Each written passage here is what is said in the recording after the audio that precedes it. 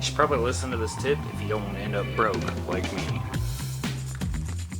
So anyway, when you're going to buy a locker or do anything related to gears, sometimes it gets a little confusing. There's carrier brakes, there's thick cut gears, there's reverse cut gears. So there's a whole bunch of like weird information out there. And sometimes if you don't know every little detail and you get it wrong, then you end up getting burned, kind of like I did. And that's why you see 2 lockers sitting there. And I'll tell you what got me just a minute. But anyway, welcome back to the channel, guys. I'm Dan. This is Flawedoffroad. This is my 91 Jeep YJ, which I'm currently getting ready to stuff a Dana 60 into that came out of a 78 F350. It's a kingpin, high pinion, front axle.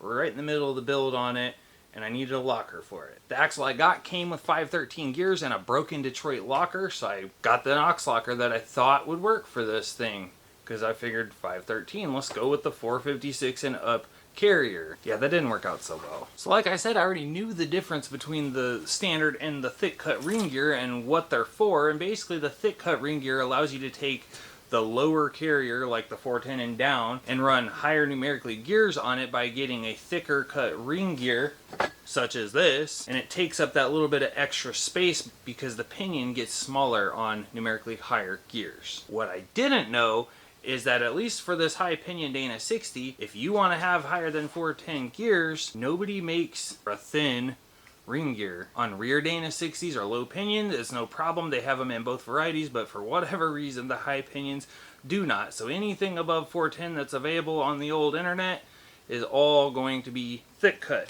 And when I first got this, I didn't think this was a thick cut because I've seen thick cut gears before, and I thought there was a more noticeable difference in them. Since we're getting ready to install everything, I decided to look through all my parts, make sure I had everything I need, and I got to looking at this part number D60-513R, stands for reverse, T stands for thick, and I'm like, crap, you know, I'm gonna have to buy one. And that's when I figured out that I can't, because nobody makes it. So if anybody knows why they don't make the standard for the upper carrier brake on Dana 60s, I'd really love to know that. My guess is because there's so few high pinion axles out there and there just wasn't a big enough market for it. I really don't know. Nevertheless, I have a $1,200 paperweight sitting there because that's what it costs, $1,239 to be exact. So this one that I've had sitting around for a while, yeah, it can't be returned anymore, and it's no good for me, but it still would work in a GM front Dana 60 that's a low pinion, maybe a Dodge one, and any rear Dana 60 if you want 456 and up.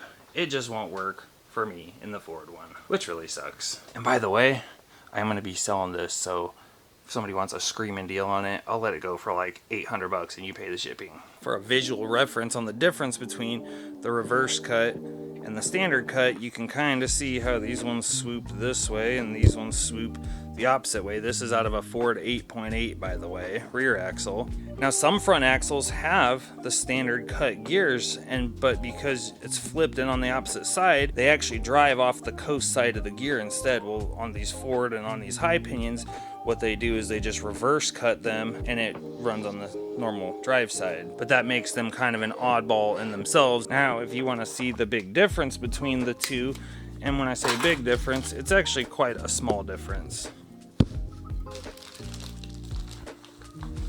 You can see the difference in the deck height. So this is the 410 and down, this is the 456 and up. And that's why there's what they call the thick ring gears, because you're allowed to put this thick one on here and it ends up at the same height as the standard one would be on here. Personally, I'm a big fan of Ox Locker, if you can't tell.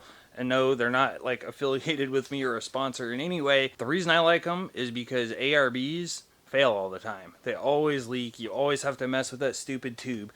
Ox Locker, you can make it an air locker, you can make it electric shift, or you can make it cable shift. And you really don't have to do anything to the locker to switch between the two. It's all done with the diff cover. In my case, I'll be running air. I've already got the compressor. My rear locker's already set up for air. I just have to run an air line, stick it in the side of the diff cover, and I'm done. Well, I guess there's a solenoid too. The other cool thing is, for some reason, if it did have a failure, they have this thing, it's like 25 bucks. You can buy it with the locker. It's called a drive-away lock, and you basically thread it into the side of the diff cover where either your cable or your air fitting or whatever would go, and it basically pushes the locking collar over and solid locks the axle. So if for some reason your compressor fails or your shift cable snaps, if you have that or whatever, you just get out, you thread this thing in, and you're done. You're locked, you're ready to rock. The diff cover has a fork that goes around this ring, and it just slides this whole ring down. So this is that shift fork I was talking about that's in the diff cover. Pretty simple.